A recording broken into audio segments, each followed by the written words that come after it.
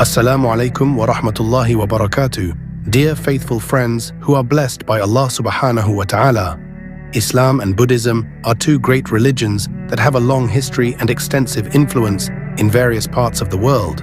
In this video, we will discuss the relationship between Islam and its teachings. Allah Subhanahu wa ta'ala mentions in his verse, "Those who are patient will be admitted into the mercy of Allah." However, there are two interesting opinions regarding the true identity of Prophet Idris and Prophet Zulkifli, which are associated with the figure of Sidharta Gautama, the founder of Buddhism. Some scholars and historians argue that Sidharta Gautama is Prophet Idris. This opinion is based on several similarities between the story of Buddha's life and the characteristics of Prophet Idris in earlier books. In the book Mahasin at-Tawil fi al-Quran al-Karim, Muhammad Jamaluddin al-Qasimi interprets Surah At-Tin verses 1 to 3 with an approach that has attracted much controversy. This idea has become a topic of discussion among scholars and academics in relation to his interpretation that connects the verses with the prophethood of Sidharta Gautama, a figure considered holy by Buddhists. In Islam, there is a belief that Allah has sent many prophets to various peoples, as mentioned in the Quran, and there are some messengers whose stories we have narrated to you before, and there are others whose stories we have not narrated to you. Some contemporary scholars quoted in this book indicate the symbolism of Buddhism in the word At-Tin, mentioned in Surah At-Tin verse 1. Some of them argue that the fig tree that was sworn by Allah is a symbol of the leader of Buddhism, namely Sidharta Gautama or Sakyamuni. Another opinion states that Prophet Idris has a connection with the teachings of Buddhism. One of the reasons put forward is that in the Buddhist tradition, a monk must wear robes made according to the provisions. This is the basis for the assumption that Sidharta Qun and Moses, a shepherd, are related.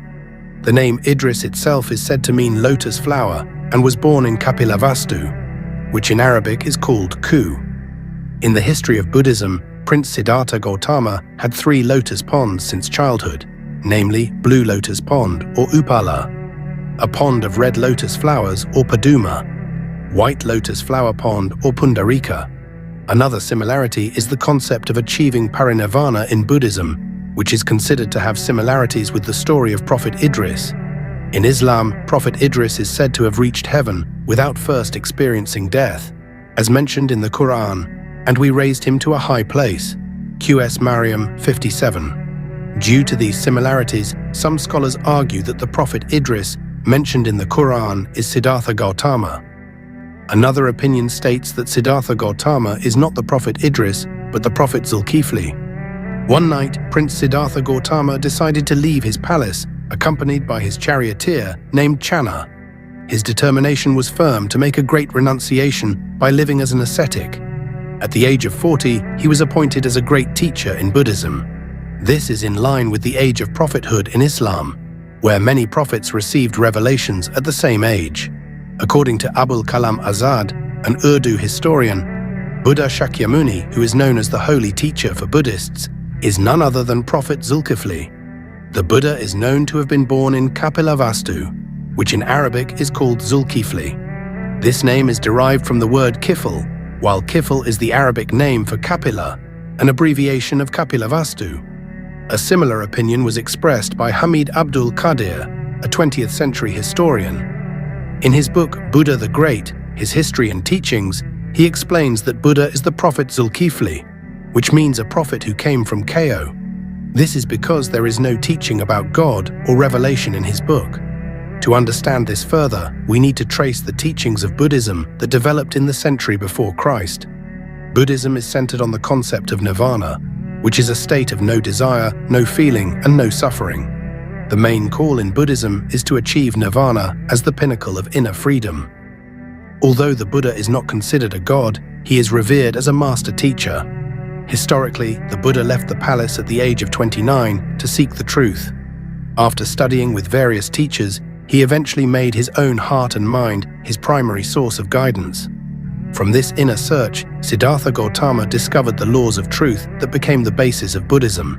This is not a problem because what is being conveyed in the teachings of Buddhism is not salvation in the sense of revealed religion, but a universal truth that can be achieved by humans through experience.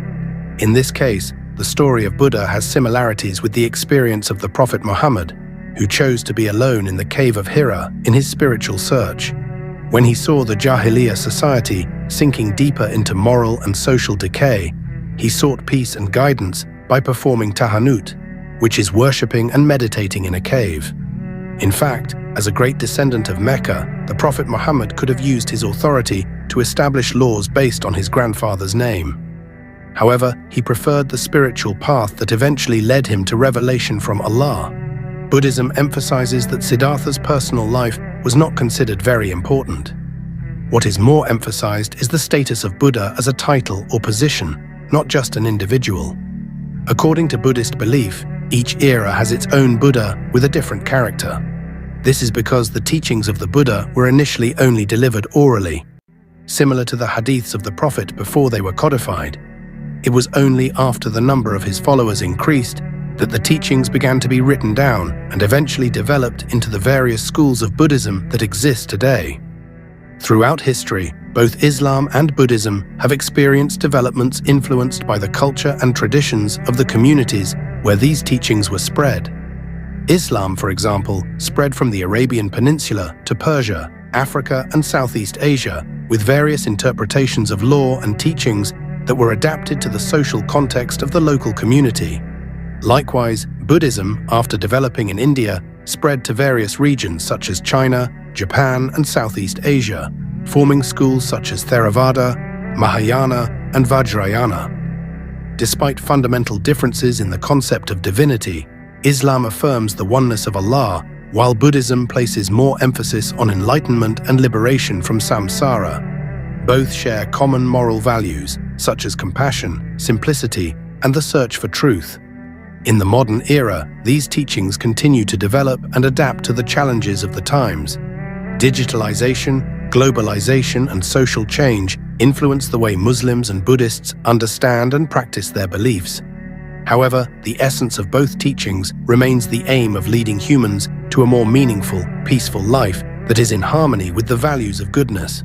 According to some researchers, if this interpretation is accepted as authentic, then Gautama Buddha, whose real name is Sakyamuni or Gautama, is a prophet sent by Allah. This interpretation is associated with the words tin and olive in the Quran. Tin is identified as a fig tree or Bodhi tree, where Buddha meditated, while olive refers to Mount Olive, where Baitul Maqdis stands. Al-Qasimi believes that if this interpretation is correct, then Buddha was most likely a prophet whose real name was Sakyamuni or Gautama. According to him, his rise as a prophet began when he meditated under a large fig tree. At that time, revelation came to him, and he was appointed as an apostle. Satan repeatedly tried to tempt and lead him astray, but to no avail. The large tree where Buddha meditated was then considered sacred. Followers of Danaman Akapakimi also argue that in these verses, Allah mentions 4 major religions that humans have ever embraced. Each religion plays a role as a bearer of human, worldly, and afterlife values, as well as a symbol of virtue and compassion. Judaism and Islam are referred to as part of these values, while other religions are referred to as sources of law, known as religiosa, or the sacred fig tree. This tree is located in the small town of Gaya, Bihar region, India. This opinion is in line with Buya Hamka's thoughts in Tafsir al-Azhar. However, Hamka emphasized that the interpreter who interpreted Atin as a Bodhi tree seemed to be more deeply involved in Buddhist philosophy. This is because Buddhist teachings emphasize life and wisdom in facing reality, not the concept of divinity as believed by Buddhist followers. This understanding shows the existence of different perspectives in interpreting verses related to religious symbolism. In Islam, the concept of divinity is monotheistic, namely the absolute oneness of God, while in Buddhism, the main focus lies on achieving wisdom and inner enlightenment. In addition, the Bodhi tree, which is mentioned in some interpretations as a symbol of wisdom, has a more philosophical meaning in Buddhism. It was under this tree that Sidharta Gautama attained enlightenment and became Buddha. However, Hamka considered that interpreting Atin as a Bodhi tree was less appropriate because the context was more directed towards the divine aspect, which was in line with the teachings of monotheism in Islam. This opinion underlines the importance of understanding the sacred text with an approach that is not only philosophical, but also based on the theological principles that underlie the beliefs of the religion. Differences in interpretations such as this also reflect how broad the scope of Islamic knowledge is in understanding the meanings contained in the Quran. It was the latter who gave the teachings a divine element by deifying Buddha as a holy figure. Hamka also mentioned that a great scholar from Arabia and Sudan, S. Ahmad Surkati, once expressed the opinion that the Prophet Zulkifli mentioned in the Quran could be the figure known to Lange. So I will reject this study. However, no one took up the offer. The challenge is that Allah has sent people whom He has chosen as prophets. Prophets are people who are given the privilege of receiving revelation, although not all of them accept it. This is in accordance with the word of Allah, which states that the core of the one teaching is monotheism. As explained in the Hadith, we are branches of one tree that peace be upon you.